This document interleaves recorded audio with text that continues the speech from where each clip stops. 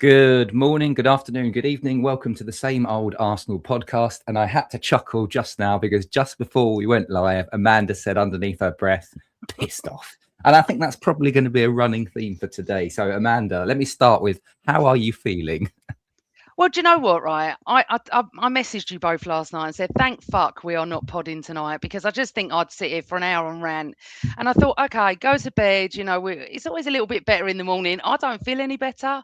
So I'm just, like I can have a rant now and again, but I've got so much to say that let's just say hello to James and then we get on with it. Let's do it then. James, how are you feeling? Mixed emotions, mate, but I'm looking forward to unpacking it with you two as ever.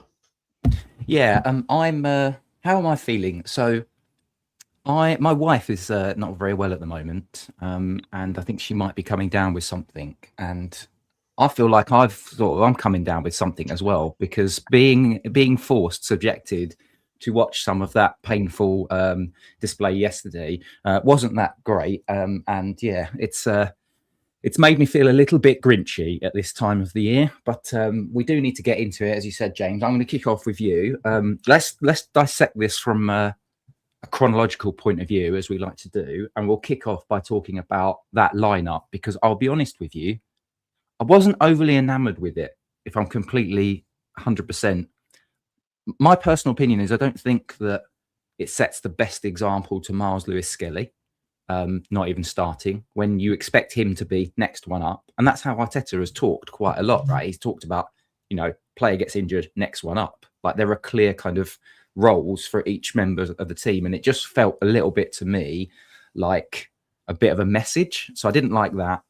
And then as we knew, because Ben White went off on 31 minutes, he'd played 4 games in a row, having spent so long out injured. And now he's got a hamstring injury. And it felt like the sort of thing where Jurriën Timber's probably a little bit more robust. Would it not have made more sense to go, take Ben White out of the team, play Timber, play Saliba, which was the good news, Saliba back, play Hincapie and play Lewis-Skelly, and no Ødegaard as well, which I thought was a surprise, and Martinelli as well, which, again, I said in my blog, I've asked you a question, but then I'm actually answering it, so I'll probably actually just hand over to you. But I said in my blog, this isn't the sort of game for Martinelli because he's not going to get space to run in behind because they will low block, and yet Martinelli started. So where was your head at when you saw that lineup, James?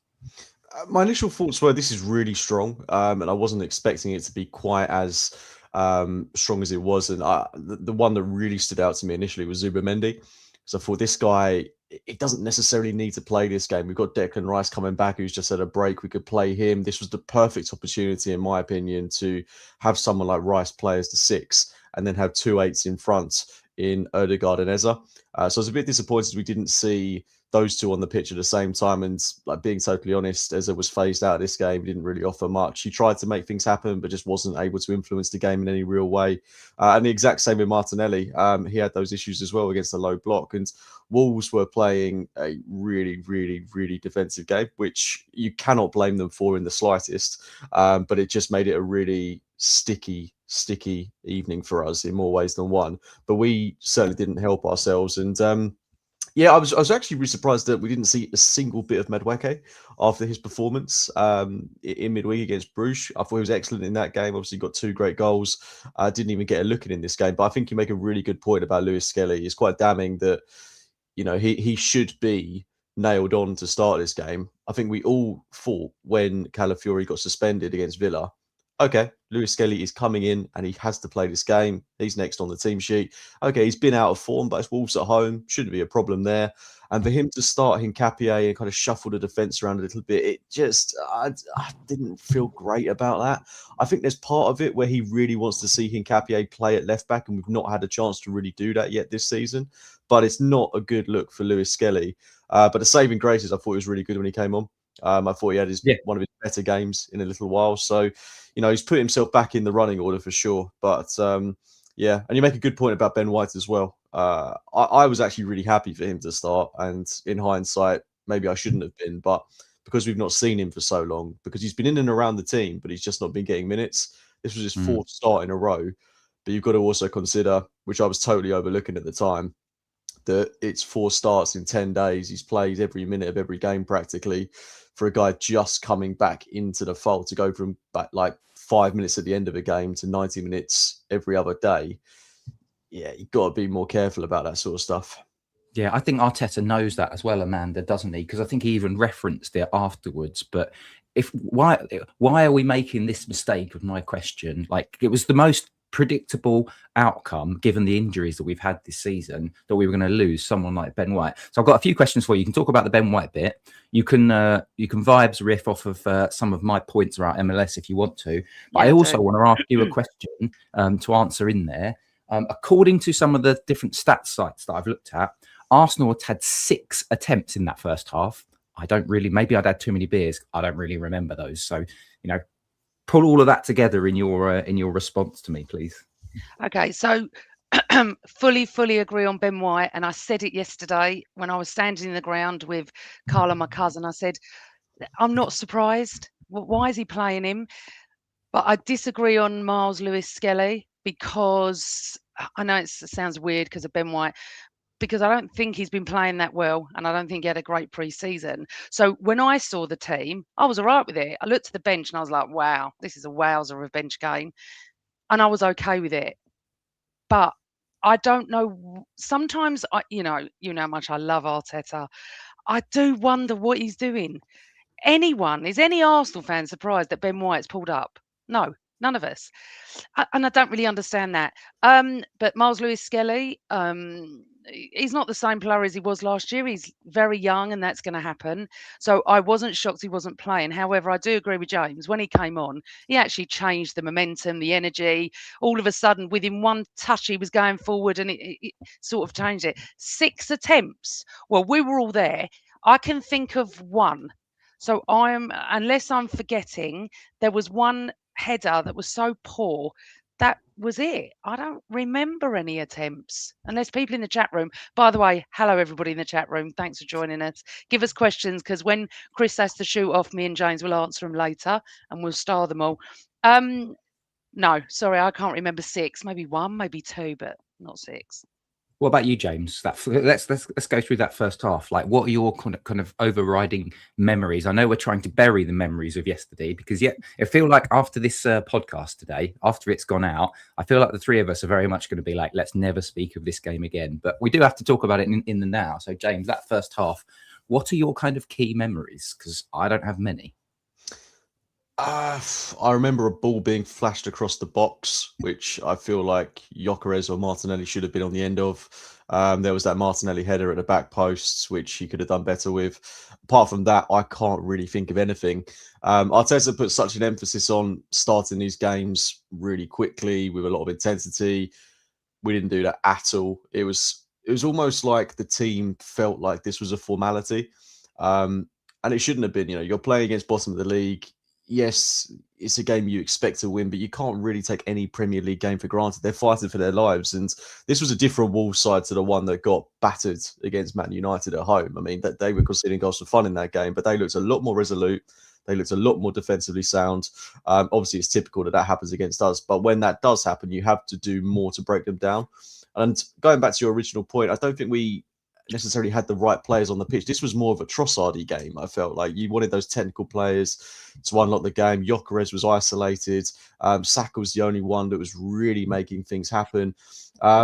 We just didn't do enough, to be quite honest. I know it's a really basic way of putting it, but there was just nothing in that first half performance that made me think, okay, we're going to go on and win this 3-4-5-0. I mean, that's what we were all predicting pre-game, but it just never looked like that was going to happen. And the longer it goes on, the more you start to get a little bit worried. And that's certainly how I was feeling at half time, because we just didn't show anything really. No, that was for me. That was the default. Go on, Amanda. Sorry, I was just going to say that I didn't understand why they didn't come out all guns blazing. I think one of the things he needs to do, boys, he needs to teach them how to break down a low block, because every team that's going to come to Arsenal are going to do it. So have we got to sit there and watch this? Because, I always err on the side of caution, and this week I didn't. I honestly thought we were going to do a 6-1, but I did say, or a scrappy 1-0, but I was sort of joking at the 1-0. I said it outside to a couple of people I met. I don't understand what he's doing in training. Does he not know they're going to come and park 15 buses? Wolves are no disrespect, but a terrible team in the Premier League, aren't they? You Yeah. know, if that was City, Villa, Chelsea, I mean, not so much Liverpool at the moment, but it would have been 4-0 up by half time. And this is why I get frustrated. And frustration with everybody. You know what? The only thing I could see anyone arguing about last night was Gyökeres, and we need to get onto that. Otherwise, everyone agreed. Every single person agreed. What the hell are you doing inviting trouble? I mean, even me and Alan Algar agreed last night, which is beyond anything. And we were, I don't understand. And I'll just give you an analogy that I've thought about with this at the moment. It's like having a burglar. You leave the front door open. Burglar will come, take what you want, take whatever you want. That's it. You didn't shut the door. We sat back, invited all these. I kept saying to Carl, what are they doing? I'm screaming, get out, get out. And again, me and Carl don't often agree. And he's going, I don't know what they're doing. Why are they sitting back like this? You could write the script.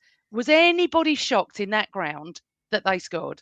Seriously, was anyone shocked? Well, hang on. Let's not jump too far ahead because we've still well, got to talk about Saka's. You're all over the place this morning, woman. I am fuming. So it's half time, as you said, James. It's a disappointing first half. I thought it was very stop-starty. I thought there was a lot of niggly fouls, like both for us and against us. There was a lot of ball out of play type things, which really made for a bitty first half. And I did think we were better in the second half. I thought we came out a little bit more in that second half. I mean, just to give you the first half, Wolves actually did better in terms of a chance creation. They had 0.28 expected goals in that first half. The second half, which is where they scored their goal, literally 0.09. So the only chance Wolves scored with, and that feels like it's happened to us quite a lot. I heard on another podcast, someone, I think it might have been the North London, the North Bank podcast, and they were talking about the Arsenal defibrillator. I quite like that. We bring life back into teams that seem dead and buried, and that felt like the case yesterday. But we had gone ahead. Bukayo Saka, a good goal, a well-worked goal from the corner. And it was funny. I was also listening to, I think it might have been Tom on the Gooner Talk, talking about Declan Rice needs to score from a corner. But it wasn't Declan Rice, but it was Bukayo Saka. And at that point, James, I don't know about you, but I'm kind of thinking this game's done now. Like it's done. We shut up shop. But there's a worrying trend developing of late goals with us. Talk me through, excuse me, the Saka goal before I cough myself to death. Yeah, it was the sort of goal that the game deserved. Really good corner. I mean, Saka, obviously the shining light in this game. We don't win this game without him on the pitch. And that's probably one of the reasons why, going back to my earlier point, Madueke didn't get on the pitch, because Saka was the one where if anything was going to happen, it was going to be because of him. And that's exactly how we saw it play out. But brilliant delivery. Johnston will feel unlucky that it came off of him into the back of the net. But look, at that point in the game, I'm with you, Chris. I thought this is pretty much done, dusted. I'm really unhappy with how we played. But we've just got to shut up shop. But what I saw, not immediately after that goal, because we had like 5 minutes where it looked like we were just about threatening for a second, but not really. But as soon as Wolves kind of got into their stride a little bit, I just did not understand why we sat back in the way that we did. No and one we just does. dropped deeper and deeper and deeper. This is a team that has 2 points. Bottom of the league, rock bottom. They're on course to be worse than Derby. And 8 goals all season before yesterday. 8 goals in 15 games they'd had. It's horrendous. And we are sitting back like that with the talent that we've got on the pitch. It's like, have you forgotten who you are? Why are you not imposing? Yeah, it was embarrassing. And I can't work out why it happens. And when people talk about Arsenal mindset, mentality, you can kind of see why in those moments, because that was just inexcusable. But I would say this is also a time where I feel like we're really missing Gabriel. I think if he's on the pitch, that doesn't happen. I think he is commanding the team to get up the pitch. He's pushing the team because he's always so high, Gabriel, and he's moving the entire team forwards. And in Nketiah, as good as he is, he's not Gabriel. And Saliba's just coming back from injury. You've got Lewis Skelly there, who's not the most imposing of guys. And I think it's too much change in our defence at the minute. and the bedrock of our team is in that back line. And Right. sorry, Matt, go on.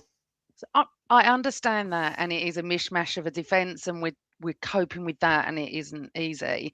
I'm not saying that Gabriel would have been there, would have been any different. What I do believe is, like, basic football, James. Clear your lines, get out. I don't understand it. It's just to the point where it's like they lost all faith in themselves. They didn't understand what we're 1-0 up against Wolves. It's been a shit game. Whatever anyone says, it's been terrible. And I didn't actually believe we would go on and get 4. I think if we'd have scored in the first 10 minutes, it would have been a different game. They lost confidence.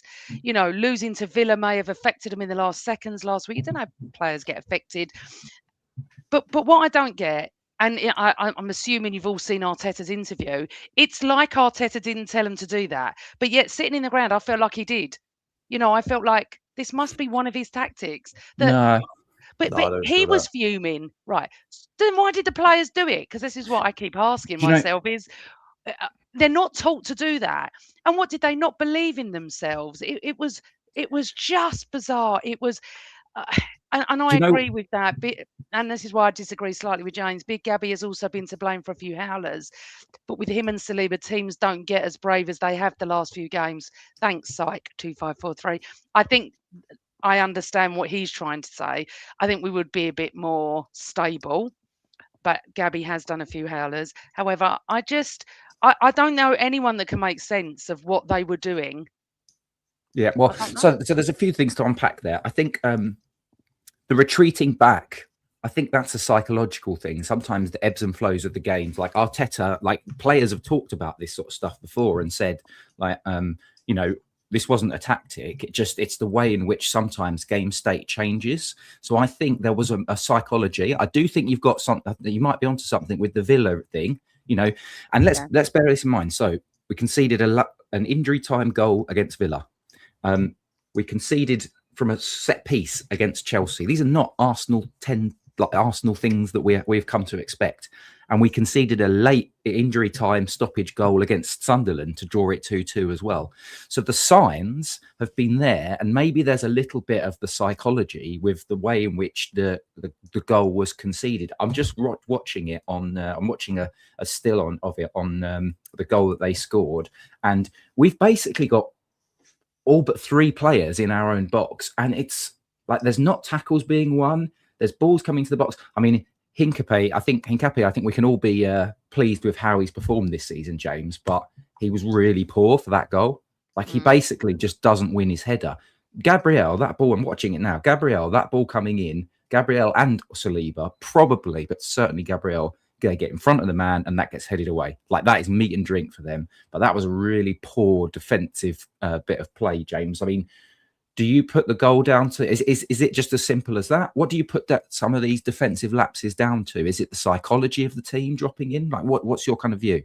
Yeah, I definitely think it's mental. Mental in more ways than one. But I think there is like a worry in the team, and there is a sense of, look, we've conceded a lot of late goals recently. Let's not let this happen again. But by inviting pressure, you're just waiting. It's like a ticking clock, waiting for that goal to go in the back of the net. It's going to come by hook or by crook. You drop off. Every time we cleared the ball, every time we got it away, went straight back to a Wolves man, because every player was back for us. And Wolves, again, it's psychological. We're dropping back, trying not to concede, but Wolves, on the other hand, are growing in confidence because they can see we're dropping off. They can see we're showing no onus to attack, no intent to play out. There were just no runners. Every time we did win the ball back, no one was running out, which in effect led to Wolves getting the ball back every single time. I do still think it comes from a mismatch of the defence that we're having. I think it was JJ put in the chat earlier that it's like our 5th different centre-back pairing or defensive line in the past 5 games. That doesn't help, knowing the players around you. I mean, Hincapié, I think, is fine when he's slotting into a defence that's already working, like when he's coming in and playing with Timber, Saliba, Calafiori, throw Hincapié in there. There's barely any damage done. But when you're bringing in Lewis Skelly, Ben White's having to go off, and then you're shifting the defence around even more. These little things that don't feel like big deals, I do think they have a slight knock-on effect. But yeah, it is a worry. I just don't know what made us do that, but I don't think that I can't put this one on Arteta because I've got such a clear view of him from where I sit, and every time I looked over at him, he's doing this. He was going mad. Yeah, he was doing like push up. But it could be what I said, couldn't it? The last second goal, but we did play Bruges and won. I think maybe the psychology was they panicked, they don't have belief in themselves, they're not playing as good as they were. They lost a couple of goals, didn't they, late, Sunderland, Chelsea, and things like that. So I think they've lost their belief. And I thank God we have a week off, because Everton away next Saturday night. And also, let's just talk about these 8:00 kickoffs on a Saturday for night. God's sake, it's For annoying, any isn't it? team, for any team, it is outrageous. They're getting worse. We've got one that kicks off at 8:15 in between Christmas time. I can't remember if it's Villa or First whatever. of December, 8:15. Can I have my say? Outrageous. Can I have my say on that? Because it drives me nuts. I get it. Evening kickoffs during the week, people work, and so you get it. Like evening kickoffs on a Saturday, or it wouldn't surprise me if they start doing them on a Sunday as well. Now it's pathetic. There's no need for it. It's yet more money making from the broadcasters, and it just it really grinds my gears. I didn't get home till after 11 o'clock. Yeah, last night. I basically had no evening, and you've got no day. And I know, woe is me. I get to go to the games and stuff, but it really irks me. And I'm going to say one more thing on broadcasters, and it's a TNT related thing, because I know think what you're going to say. We should segue into the let's do some positive, because we've scored, unlike last week where we had our hearts broken by a late goal. This week we get the joy of that late goal. But I'm going to swear now, so apologies, Amanda, and everyone listening in. But fuck you, TNT Sports and Fletch, you absolute twat of a presenter. I didn't obviously see it because I was in the ground, but I watched the replays afterwards as I was exiting, and the joy on his face, or sorry, in his actions and his words last week for Villa, last minute goal, you say, all right, fine, you hype it up. This week, exactly the same thing. Wolves score, and he's shouting and he's screaming and he's going over the top. But fuck you, because when Gabriel Jesus raises like a salmon, and all right, it was an own goal, but he still had that impact. Silence. He says, "Oh, it's gone in," and then silence. It's like, can you just actually give us some fucking impartiality for once in your fucking miserable life, you twat? Sorry. Don't be sorry, Chris. It's all justified. Honestly, just don't beat around about the goal, guys, because that was no. But if you notice, Rance is like, let it all out, mate. I'm doing that. I'm doing that. That clip you showed, he actually went silent when we scored, and I was like, he actually went silent. I was listening to it because you retweeted it, and I was like, it's a joke. And maybe JJ is right. Maybe he is a Liverpool fan, but at the end of the day, the impartiality is not there. For some reason, they don't want us to win the league or anything or get any joy, and I don't know why. Maybe it's just the fact that they just don't like Arteta. I don't know what it is, because if you as a neutral in this country, why would you not want Arsenal to win it? Forget the silly fan base things. Everyone's got complete mental fan bases. There's part of everything on social media of every team. But to not want a team like Arsenal to win it, that do not have the financial backing of City, is beyond me. But anyway, there's no impartiality, and there won't be. And I actually thought, because where I am, it's in line with where Jesus jumped. So I thought he'd scored, and it was fantastic. And the board came up as Jesus, and we were like, oh my God, he saved us. There's a miracle. Jesus has saved us.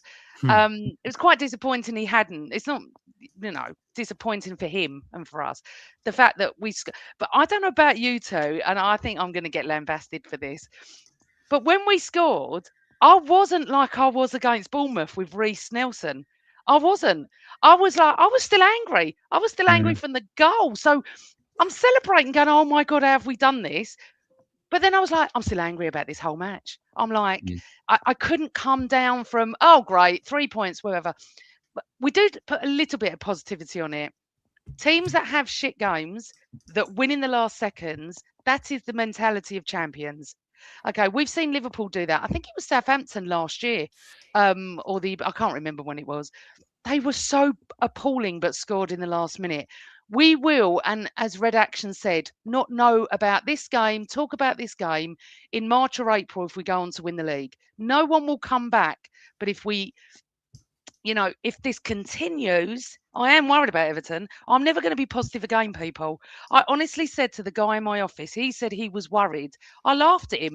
I honestly never do this. I went, don't be ridiculous, because if we don't win this, we don't deserve anything.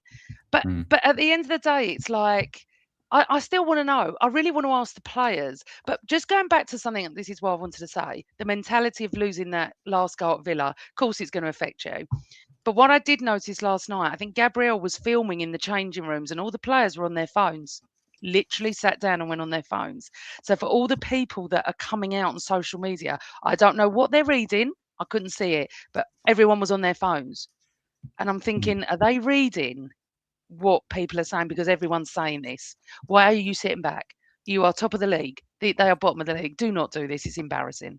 No, do you know what they're doing? They're knowing they're going to get an absolute pasting from an angry Arteta, so they're all just put on their phone pretending to be texting their mums. That's all it is. James, reflect on that. Reflect on the goal. Let's have a little bit of positivity, and also some kudos to the travelling away fans from the week, because we've got ourselves a nice little Christmas song. Last Christmas, I gave you my heart, but the very next day, gave it away. This year, to save me from tears, I'll give it to Zubimendi. I love it. It's so James, cool, isn't it? James, feelings on that goal, the winner? Yeah, I mean, I was so deflated when that Wolves goal went in. But funnily enough, I didn't feel like it was game over. In the past, I think we've conceded late goals, and I've just felt like that's it. We're not coming back from this. But I actually felt like if we just really put our minds to it, if we force the issue, we're going to have one more chance in this game. It's just a case of, are we going to put that in the back of the net? I was really disappointed by the amount of people that left as soon as that goal went in. Matthews just said that the players would have seen the footage of the fans flooding out. It didn't really happen around me a lot, but were they? I didn't notice. Yeah, there's a video going around of them all just flooding out in one of the lower stands, and there were a good few that were leaving. To be fair, I hate to say this, but people were leaving from about 80 minutes, like around me in the North Bank Upper. I really hate to say that, but there were a good few. The last trains, it's a Saturday night, Yeah, this is another problem with it, isn't it? We all live around London, okay, and I still didn't get into gone 11:15. So I'm just wondering if at 80 minutes, because you wouldn't, would you? Not at 80 minutes, but Weird. and that's the problem. You get slagged off for it, but yeah, there's no trains home. So not everyone lives where we live on the other side of London. People come from up north, down south, everywhere. So honestly, broadcasters couldn't care less about us. But sorry, carry on, James. Yeah, I mean, I get it. I do totally get it, and I think having an 8 o'clock kickoff, less than 2 weeks before Christmas, is ridiculous. And then that 8:15 we've got against is either Villa, Brighton, something like that. No, it's Everton. It's Everton next week, right? Everton. But then we've got another one in the Premier League on the 30th. So you've got travelling Arsenal fans going up to Everton. It's an 8 o'clock kickoff, right? So the game's not finished till 10. You've got Arsenal fans like on the Saturday night that are going to be getting back home into London at like 1 o'clock in the morning. It's farcical. But sorry, mate, go on, carry on. Yeah, no, I've gone totally off the question you asked. In answer to the question about the goal, euphoric, really happy. It didn't even come close to how I felt when that Reece Nelson goal went in a couple of years ago. Nowhere near. No. It was more a sense of, great, you've done it, but take a good hard look at yourselves, because that was not the level that we should be aspiring to be at. It was so far off an Arsenal performance that I've seen. And I think Gunnerblog made a really good point in his post-match analysis of the game yesterday. There have been so many times this season where we looked at Arsenal and thought, this is a team that is going to win the league. And even the most concerned, worried Arsenal fan can look at this side and be like, yeah, I just can't see how we're not going to do it. Look at those games against Bayern Munich, against Spurs, so many other games we've seen this season where we're like, this side is nailed on to win this title. But then you look at games like that and you're like, do we still have a problem? Because sorry, the question I'd ask you guys is, like, do we still have a mental issue? Because this is happening in December. What if we get to March and we're in a similar position? Because I don't think we're ever going to be 10 points clear. What happens then when the pressure's really on? Because it's not crunch time yet. We're not even close to crunch time yet. Yeah, But, go on, Chris. I think there's a few things to unpack there. I think we do need to acknowledge the injuries and the fact that we've not been able to string together a starting 11 for essentially most of the season. I think we need to acknowledge that it's not even that there's a reserve starting 11 because we've had so many injuries, because every week somebody new has to come in. So there's not that cadence, the old Per Mertesacker automatisms that he talked about famously all those years ago. I think there's also game states as well. Like yesterday was just a horrible game. It just wasn't great. Like team came, parked the bus. I think we do need to get into some individual performances as well, because I think there are some individuals that we have to have maybe a few question marks over at the moment. And I think Viktor Gyökeres is one of them. And I think Eza as well. Like, he wasn't great against Aston Villa. And he was pretty anonymous yesterday. Our mate JJ in the chat has talked about Zubimendi. I didn't think Zubimendi was I thought he was all right, but he wasn't like, he's been brilliant. None of them were brilliant. Season, None of them. Yeah. Saka's the only one I'd say. And then Jesus came on and had an impact. But I think all of that kind of comes together, James, as a sort of a melting pot of why things aren't working at the moment. But to your point, and then I'll let Amanda jump in, the thing that concerns me is we talk about, sometimes you just got to grind out the win. That's the mark of champions. And all season, I don't know about you guys, Amanda, I don't know if you feel the same, but I've felt like you, like, yes, this team looks ready to win it. Yesterday was the first time it just didn't feel like that's what champions do game. And I read a piece on Football 365 today, and whoever had written that had said the same thing. This didn't feel like one of those where you just say, "Oh, that's what champions do." It just felt too edgy. It felt something was off. Amanda? Yes, but I think November is our December. November was phenomenal, and generally November isn't. I know we've had a couple of good seasons, but generally it's not. And I think we're just hitting that little patch where it's a bit concerning, but we did win. And I know what you're saying. It's a bad day at the office. We've got 3 points, move on. We have to accept that. It's very hard because we're all still a bit pissed off, as we say. I'm not worried, because with the injuries, they're going to come back eventually. And I think having this break this week, I think if it continues over Christmas, Chris, if we draw at Everton and we lose, we've got the Carabao Cup in between, hopefully we'll rotate for that. Then we've got Brighton, then we've got Villa. If we don't win those games, I will be in that camp. But I've said all along you don't win the league in November or December. I don't talk about it anyway. We've had a phenomenal start. It's just a little bit. He's got to find the right balance now. And I'll say it again, and I know you called me hyperbolic, and I'll keep saying this. Martinelli and Trossard are super subs. I wanted Trossard on from the start, then bring Martinelli. I don't care which way he does it, to be fair, and it works much better for me in that way. I think we're going to run Declan Rice into the ground, and that is my main concern, that we can't survive without him. He is just the midfield general. Yeah. And we're playing too much. So do I feel worried? No, I don't. It's the beginning. It's mid-December. In January, if we've had a run of results, like, do you remember that Christmas when I think it was West Ham, and it was 2 just years terrible. ago, West Ham and Fulham. Oh God, it was. And then I knew that we weren't going to win the league. But the run we went on after those games was mental. Yeah.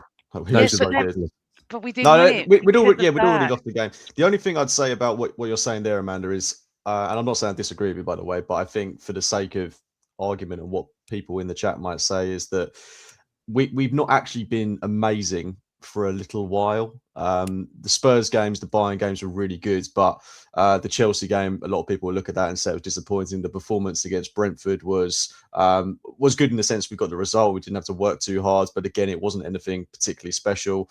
Villa game, really disappointing. Bruges, I think Bruges was a really good result, but people might look back at the first half hour and say we did nothing up until that Madueke goal, which opened the game up. And then obviously you've got yesterday. So there's been a cluster of games there where it's not been at the level that I feel it should be, and I think others will feel it should be.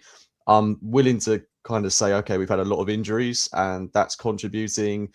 We need to get players back, and we've not had any rest. We've now got a full week of rest. So this is important. Yeah, I think this is a really important point. James, go on, carry on, and then I'm going to riff off of that. Well, I mean, Arteta's been saying that we've not had an opportunity to train. We've had no recovery days.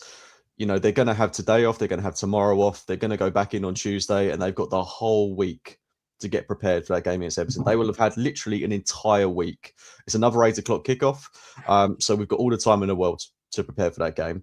If they go into that game and we see something similar to what we've seen against Wolves, which I don't think we will, but let's say it's similar to performance against, I don't know, Chelsea, for example, where we just don't look like we are going to score at any point, really. People are going to have, the knives are going to be out. That's an Everton team we should be beating, and they're missing a lot of players. They're not going to have Dewsbury Hall. They're not going to have Gay. And and Dye. Someone said Grealish might be out as well. So, is it wrong to expect to win in that game? Like, we have to win it. Well, no, if you're going to go and be champions, then you've got to win those sort of games. I'm with you, and I want to just, like I say, riff off of the... I've got 5 minutes left, but I want to riff off of that, then I will talk about Gyökeres, actually, if that's all right. Yeah, we're going to do a whole section on that. We've got loads of questions and things. So I think this next week is pivotal. Really, really interesting thing that Arteta said in his post-match, and he talked about when you don't have the cadence of training, there's little actions or little things that we do that start to deteriorate because they can't work on it. So I do think they're looking at this and saying we've got 4 or 5 days of proper prep. So I do believe that we are going to see a much improved Arsenal team. It'll be a fresher Arsenal team. Who knows? Maybe we even get some good news about someone like Havertz, because he was due to be towards the back end of December. We're getting towards that by next week. So maybe we get some returning players. We get some fitness, we get some form. They've got a tactical approach. And I think Everton on their own home turf are not going to sit and park the bus. And even if we'd have played Wolves away yesterday, I think Wolves, the onus is on them as the home team to at least come out a little bit. You always get that. And so there'll be more. We won't see a low block game next weekend. And that is an opportunity for us. But I do want to talk about Victor Gyökeres. I have concerns. Right. Okay. Yesterday, so shall I put all the comments up that I've started? Yeah, just start putting the comments up whilst I do my monologue. And then so yesterday, Victor Gyökeres had, I think, something like 14 or 15 touches in the whole game. We get it. He's a low touch player. He made 6 passes in total, 3 of which were cut out, 3 of which he actually completed. And he had 1 shot of a chance of 0.04 XG. It was that in the second. It was actually not bad. It was a good spin. He spun his man, and then he had a shot in the second half. But that was the sum total of it. And I don't believe that this Arsenal team can afford to have, unless they are a robot like Haaland, who is just going to score with every chance that he gets. I'm getting to the point where I'm like, I'm not sure that we can afford to have someone like that in our team. And it was night and day. It was chalk and cheese, the difference between when Gabriel Jesus comes on, because he interlinks with his teammates so much more. So I'm desperate for Gyökeres to be good. We all are. But I'm starting to think that unless he's still carrying something, he seems off the pace. And I don't think we can afford to do that too much longer. And I don't think Arteta will allow it for too much longer. I just get the feeling that he's probably got until January time, and at some stage Arteta will just say, right, well, I'm just going to use Havertz permanently, and then Gyökeres will just find himself with less and less time. What do you guys think? Talk to me about what you guys think, some of the comments, Amanda. Okay, so I've put loads up. It's very split. And I think it's going to be one of these very split things. I watched 2 off the balls. I watched Gyökeres right in front of me make 2 fantastic runs yesterday, and no one found him. One was David Raya, and one I think was Ødegaard. Because I argue every day in the office with my colleague about Gyökeres. He feels like you, but he's felt like that for weeks. And I'm like, just give him a chance. He's been injured. They don't pass to him. They don't play to his strength, and there's no creativity. So to pinpoint on him, and you know how I always feel about new players, I've got to give him much longer than this. He hasn't had a run in the team anyway because of the injury and stuff, but it is completely split. Whenever I put a post up about Gyökeres, and I did it last night, I did this about, I watched him make 2 fantastic runs. I don't know why they're not passing to him. They don't play to his strengths. Ødegaard and Saka are like, they're like the twins, aren't they? They just pass to each other. Why they're not passing to him, I don't know. He would have scored, wouldn't he, at Villa? He would have. Jurriën Timber took it off his head. Whether he shouted or not, I don't know. Chelsea, sorry. Yeah, he took it off his head in the last seconds. So we've got to give him a chance. we're not playing to his strengths. So I'm going to Mm. go on the plus here. I mean, maybe Cookie disagrees with me, but I want to give him a chance. I want to give him the ball and let's see what happens, because I do feel we've got something there. I could be wrong. Listen, every Arsenal fan wants it to work. No one doesn't want it to work, do they? No one wants to sit there and go, I told you I was right. I want to be proven right, and I want my colleague at work to be proven wrong, and so does he. But he feels completely that he gives us nothing. And I said, well, it's like, give him the tools and let's wait and see, and give Mm. him a time where he has a clear run in the game. Yeah. I'm going to need to love you guys and leave you guys. Yep. But James, just as I exit, I will be tuning in and listening as I go and drive my way to a Christmas lunch with the in-laws. But talk to everybody about Gyökeres, and I will see you guys soon. Yeah, thanks, Chris, and Bye, thanks for Chris. hosting up to this Enjoy your point. Yeah, Gyökeres. I mean, I'm with you, Amanda, in that I'm not even close to writing him off yet. I feel like I was very hesitant about Havertz when we signed him, and I'm willing to give Gyökeres, the benefit of the doubt. And this is only his second start since coming back from that injury. He started against Bruges. He started yesterday, and I get why people are getting frustrated with him, because it doesn't feel like he's offering a lot. I think for the way this team plays, we are more suited to a higher touch player that's going to bring the best out of Saka, Martinelli, Trossard, whoever it may be. And I inevitably, I think Havertz will make that starting position his own. But again, with him, you don't quite know what player you're going to get back. He's not played at all this year, really. He had one serious injury, came back for a little bit, got another serious injury. So he's not 2025 has been a write-off for Kai Havertz. It might not be until February, March time when you start to see him doing really, really well. So we need Gyökeres, and he scored some big goals this season. He scored against Atletico Madrid, but in the Premier League, he has to be doing better. But we got to persist with him. I completely agree with that comment that Carl's put in there, that he thrives on balls in behind, but we don't play that way. That's the thing. We don't play on the break, on the counter. But I think it's good to have a player like him as an option. But I wouldn't be at all surprised if in the new year, at some point, we see the kind of hierarchy being Havertz, Jesus, Gyökeres, Merino. That really wouldn't surprise me. And as much as we love Jesus, doesn't score enough goals, does he? No, but I think you can kind of forgive that if he is bringing the best out of the players around him. What would you rather have? A player like Gyökeres who's maybe going to be anonymous or overlooked in a sense for the game, or would you rather have Jesus who's going to be in the thick of it, might miss an open goal, which will annoy everyone, but at least he's created an assist for Saka or something like that. Just look at his involvement in the game against Bruges. Like, he was so involved in that game, unlucky not to score in that, and then obviously he's in the right place at the right time and causes the own goal yesterday through his movement, through being in that position, through making the jump. Yeah, it's chalk and cheese. Just a question to you though, and anyone in the chat room: why buy him if you're not going to play to his strengths? And that's number one. And number two, Havertz, which is what I was going to say. As James just put, he's only played 65 minutes of football this year. He's not going to come back hitting the ground running, is he? It's going to take time. So is everyone going to get on his back? So number one, James, what do you reckon? Why are you buying a player that you don't play to his strengths?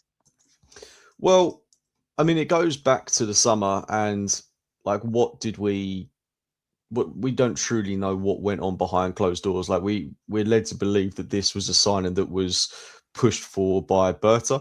He seemed to think he was a better option at the time than, say, Sesko.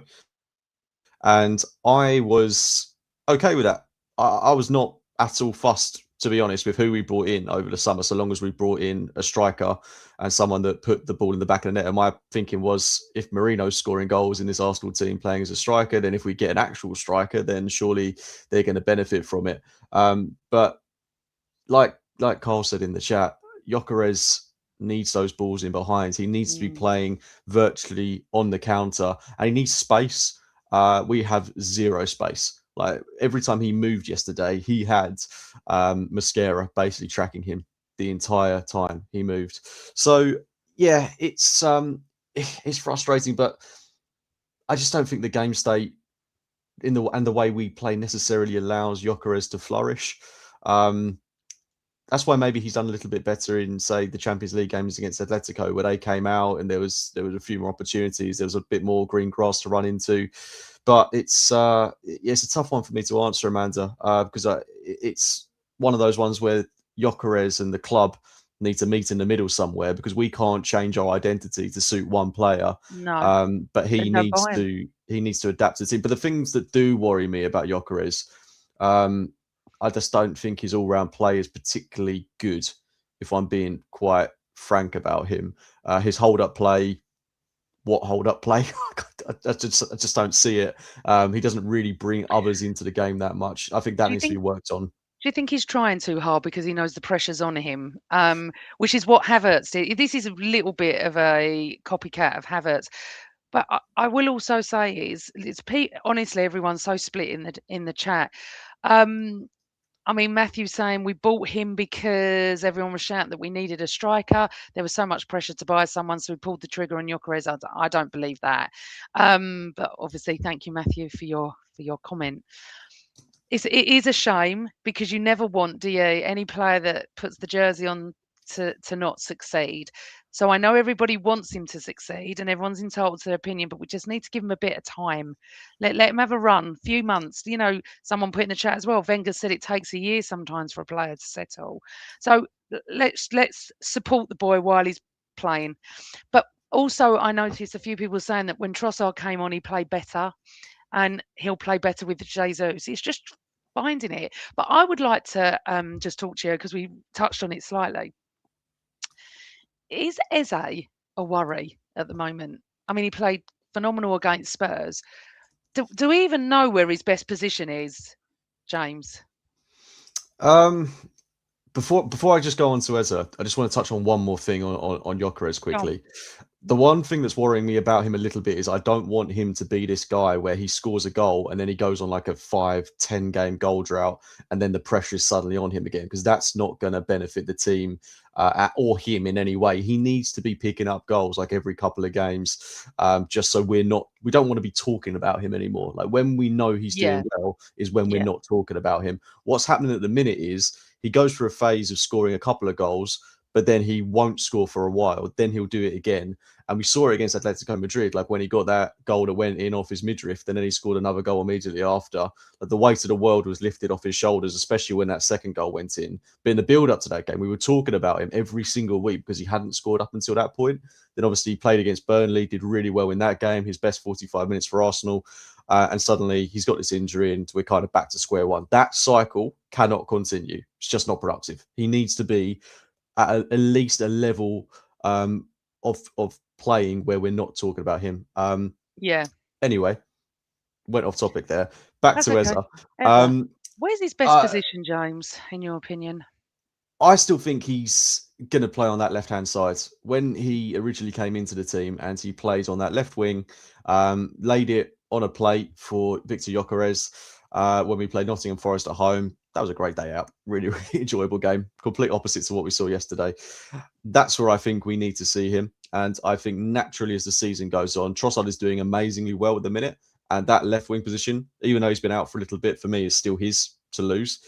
But I think Eze will eventually take that left-hand side with Ødegaard playing as well. And they'll form a little square almost. Zubimendi, Rice, Ødegaard, Eze, hopefully all interchanging. And that's what I expect to see. And then Calafiori making kind of the runs beyond him. So, yeah, I mean, he played it like that comment says there. Eze played the 10 role yesterday, but what did he do? Like, he didn't really influence the game, didn't make his mark on it. I just think he needs to be in the team with Ødegaard. I know people disagree. I think they need to be in the same side. So I'm not worried about him at all. That comment sums it up perfectly there. He's had some big moments for us. North London derby hat-trick, assist for Martinelli against City. His numbers are good for us this season. Really good, considering it's his first season. He's just going through a rough patch, but so is the team. Yeah, I agree. But I also sitting there thinking, he did. I wanted Ødegaard on for Eze because I felt like that's what we were missing, the cohesion between him and Saka. I mean, Erdegaard and Saka play so well, but sometimes when Saka is pushed out and he can't come in on his left foot, we need something different, which is why we got Gyökeres. I just think they need to adapt to play him in, but you know, it is hard. You want to feel like this podcast is being like cathartic for everybody, and you want to feel positive, but I'm not sure I can get to that stage. Normally, I go, right, that's it. We got 3 points. Come on, everybody. Blah blah blah. I still feel a little bit like I think the word is disappointed, because I don't understand and no one can explain to me what the hell was going on when they just sat back. Honestly, I say it like I did. Open the door, let the burglar in and take what you want, which is what they did. It, it's just a shame. But we do have to look. We got 3 points. We didn't stop. Our heads didn't fall. Was it not? What minute did Wolves score? Was it 90? 91st. 91, because we scored 94, didn't we? So and I know people left and stuff like that, and to be honest, and I'm always honest on this podcast, I stood up and went, I'm going, I want to go, I've had enough. I was fuming the whole match anyway. We didn't leave because everyone told me to sit down and shut up and stop being stupid.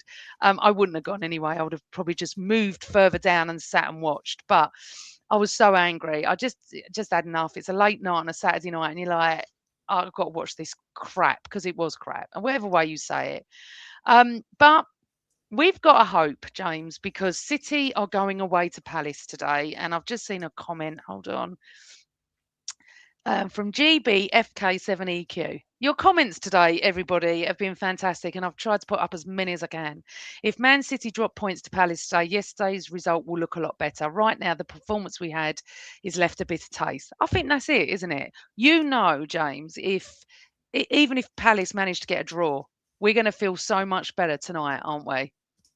Yeah, absolutely. And I think that was the thing that was sticking in my head more than anything. As soon as that Wolves goal went in, I was like, you've just opened the door to City now. Like, if we hadn't done already last week, we have firmly opened the door and, you know, put the red carpet out for City to pile even more pressure on than there already is.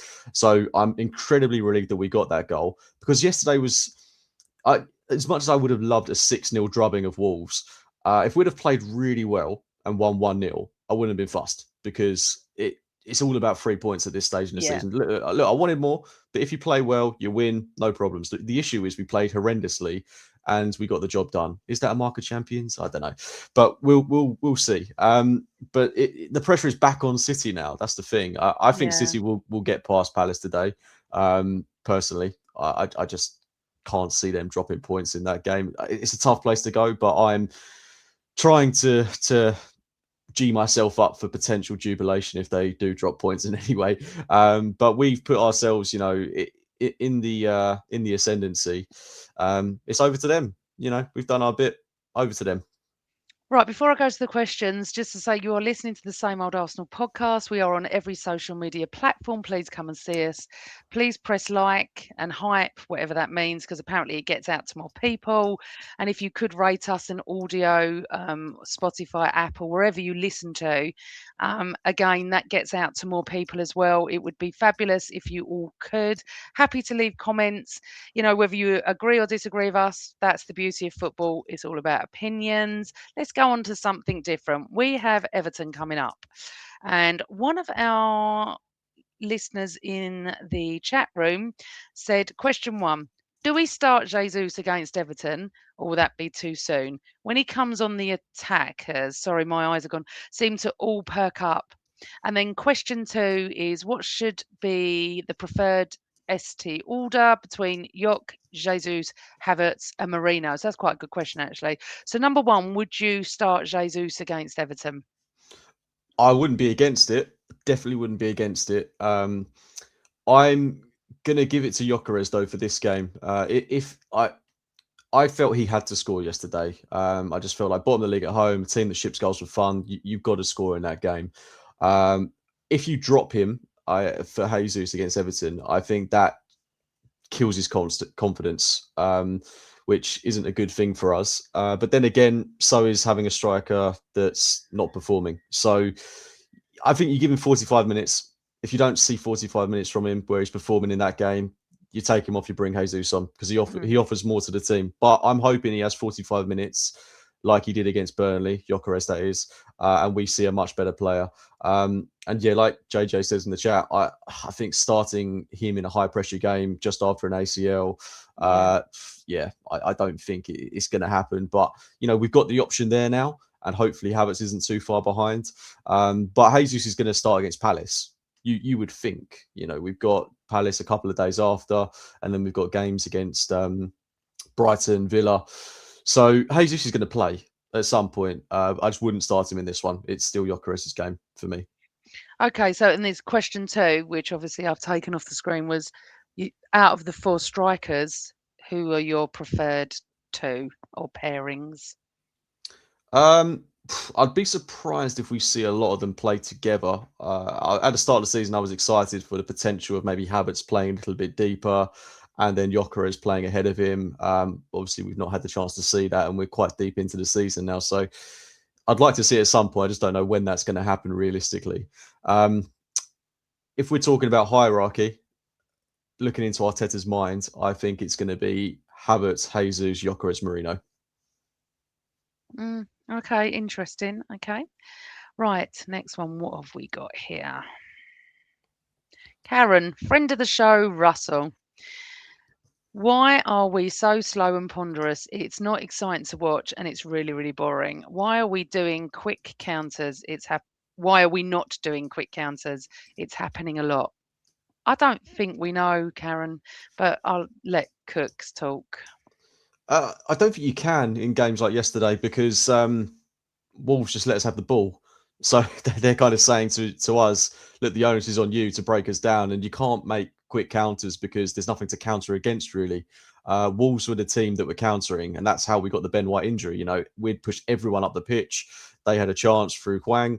Everyone's running back. Similar situation to how Gabriel did his injury at the end of last season in a game against Fulham, was it? Like, when we're caught out and the team is up the pitch, we're exposed quite massively. And that just invites injuries. Like, we shouldn't have been in that situation in the first place. But there's just nothing to counter against. So you can't play in that way. But the onus is on us to be quicker about it, to be more technical, and to try and unlock these low blocks. It's not been too much of an issue this season playing against low blocks. But yesterday, we just really struggled against it. There was no intensity. There was the horseshoe of death, which we haven't seen a lot of this season, but we definitely saw it yesterday. I don't feel like there was a lot of movement, which I think led to what we saw. There just didn't seem to be a lot of off the ball runs. Those players weren't picking passes out. The passing was actually quite poor at times in the game. So I don't know what you can put it down to, but playing on the counter, unfortunately, is something we can't do in these games. Okay, so let's do a prediction before I leave. By the way, our Wolves prediction, me and you had 3-0, I had 3-1. So we weren't going for the 6s and 7s, but anyway. No, we still thought it'd be comfortable though. Yeah, I did. Honestly, I'm never doing that again. I'd rather be negative, realistic. Right, so Everton away, James, 8:00 next Saturday night. I mean, come on. How's those fans getting back from Liverpool at midnight? I'm not midnight, like I'll pass 10. Anyway, what do you reckon? It's a tough one. I want to be really positive going into this game, and given that Everton are without a few players, I know that's obviously good news for us, but I also think it means that they're going to play a little bit more defensively. So we could see a similar game state to what we saw yesterday. But if that is the case, we just have to do a hell of a lot better at breaking them down. So I would bring Trossard back into the sides. I think that would help. Ødegaard from the start, potentially. I'm going to go 1-0 to Arsenal. Okay. And interesting, in the chat room, the last 3 or 4, everyone's positive, and I've gone Everton 1, Arsenal 2. I think look, James and I finally agree. 2-1 Arsenal. Trossard will score. He just generally does. Then he does his job, get him off and put someone else on. That's what I love. Okay. We're coming back next Sunday morning. Hopefully, we've all got smiles on our faces. Palace have beaten City. We go and beat Everton, and all's well in the world, and we can all sing North London forever. Look at my jumper. with Christmas and be happy, James. What do you reckon? I'm certainly hoping so, Amanda. I am certainly hoping so. Yeah. Thanks to everyone for joining us. There's been over 300 of you. I'm really impressed on a Sunday morning when we've had a bit of a nightmare of a game. But we've got 3 points and we've won. So it's a weird feeling, but I think hopefully I feel a little bit more brighter. Do you feel a bit more that this helped and was cathartic, James? I'll let you know the answer to that after the City game. Yeah, no, we're all gonna feel like that. So everybody, thank you for listening. Thank you for watching. Thanks for your comments. Please press like if you've enjoyed the show. We look forward to your comments and enjoy the rest of your Sunday. Come on, the Eagles, and remember, always Arsenal. Bye, everyone.